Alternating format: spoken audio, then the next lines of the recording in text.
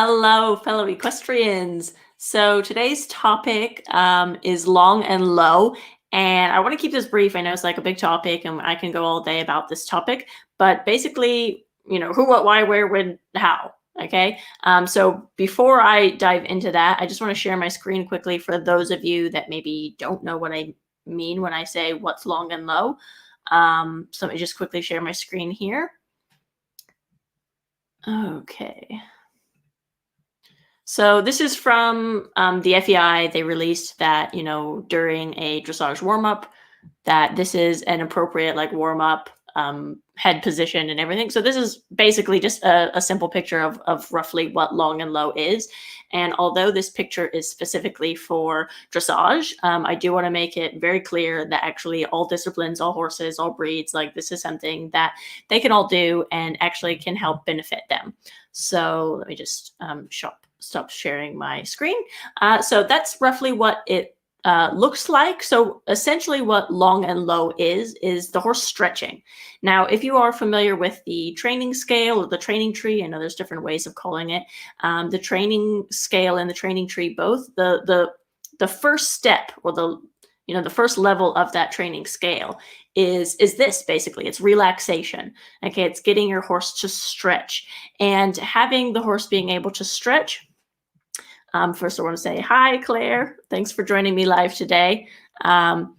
So having the horse being able to stretch, it does a few things for the horse. So actually, when I warm up, I always spend maybe 5-10 minutes, usually about 10 minutes, just on the buckle, letting the horse go long and low and just stretching. I'll do it in all gaits. So I'll walk.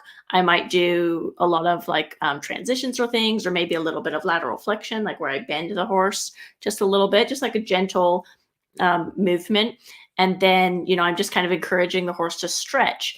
And this is a great way of warming up the horse for a couple of reasons. First of all, it's the same when we as athletes, if I'm going to go run a marathon, I'm going to stretch before I go and do hard physical exercise, because I can actually get injured if I don't stretch. So, having the horse stretch and bring their head down and go long and low, as they say, that helps them to warm up. It helps warm up their back, warm up their muscles, let their joints and muscles move in a way that's not going to cause a lot of strain or damage them. They have to, carry themselves pretty correctly in order to be able to stretch, especially, if you're trotting or doing some cantering with them stretching, your reins are on the buckle. So your reins are super loopy, super long. It requires the horse to really step underneath him from behind. Now, what I want to say is a lot of people might ask oh, well, how do you get your horse to go long and low? Is that something that I can, I don't know, tie a Pessoa to them and lunge them? Or, how do I make my horse go long and low? So this is a little bit of an art. And this is something that I've picked up, at a variety of different show jumping and dressage, Grand Prix stables and stuff. To be honest, no matter where I went, no matter which country, pretty much every professional coach or trainer that I worked with, they all had very similar techniques and styles. So, this is kind of universal across the board. Doesn't matter what discipline, what type of horses, what breed. I have an off-the-track thoroughbred.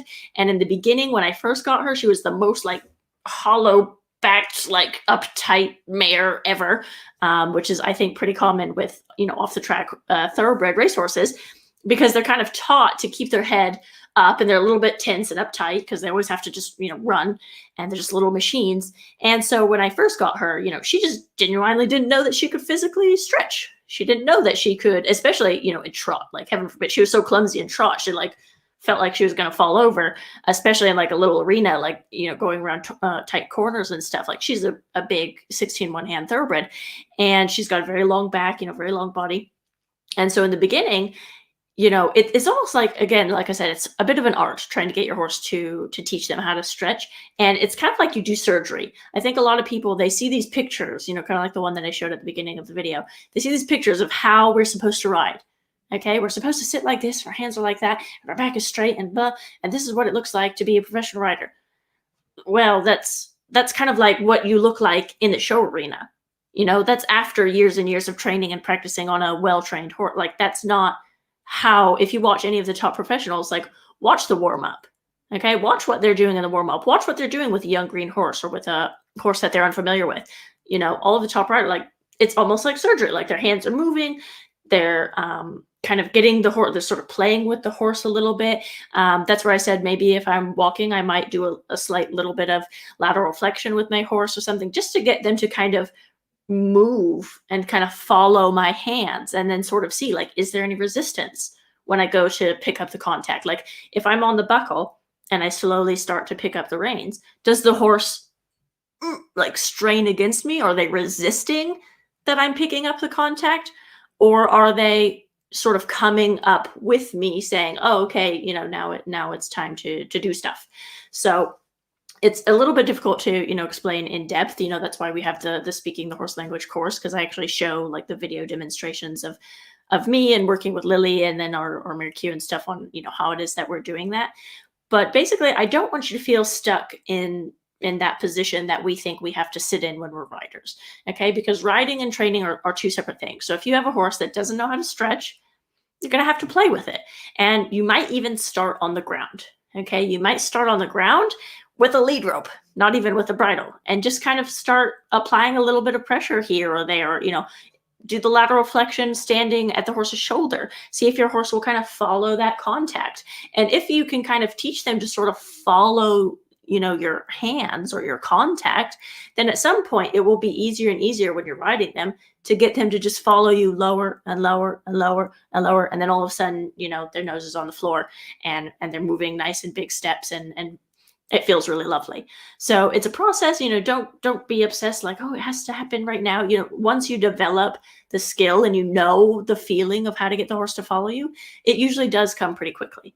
So even a horse that you are unfamiliar with, or that's why the professionals, they always look so amazing, because they can get on a horse that they haven't ridden before and they know the process. They kind of know what buttons and they know what magical surgery things to do with their reins in their hands, and a lot of leg contact supporting them, because as I said, the horse is coming from behind as well. It's not just about the head. The head is kind of the last piece of the puzzle. So when you get the hind legs and the horse is tracking up from behind and taking nice big flowy steps, they're not like just scooting along taking these little tiny like Western pleasure steps. They're actually moving, their shoulders are swinging. You can do that on the lunge line, you can do it when you're riding, but that's going to just come so much easier the more that you keep practicing this and the more that they're actually carrying themselves correctly. So hopefully that has helped sort of cover a little bit about this topic of getting your horse to go long and low. If anyone has any other questions about how to get your horse to go long and low or why we're doing this, I know I kind of covered it a little bit in the beginning and a little picture. It's definitely worth, if you're just joining me now live, to go and watch and see some of the little picture that I was sharing. So yeah, if you have any questions, just comment in the chat. And I love it when I hear from you guys. I'm also just gonna drop my email. If you can comment, or you can just send me an email and say, hey, what about this? Or, oh, I would love to hear about this topic. It doesn't have to be about this topic, but just any topic in general. And I do these videos pretty regularly. So yeah, thank you so much for watching, everyone. And again, hopefully this topic of long and low has been very helpful to you. And I look forward to seeing you in my next video. I think I'm going to do another one on Thursday. So I'm going to do one on Thursday. So far right now, I've been doing Monday, Tuesday, Thursday, and Friday around this time. So yeah, just keep looking out for these little live stream videos and feel free to send me your questions and your topic ideas. So thank you so much and happy trails.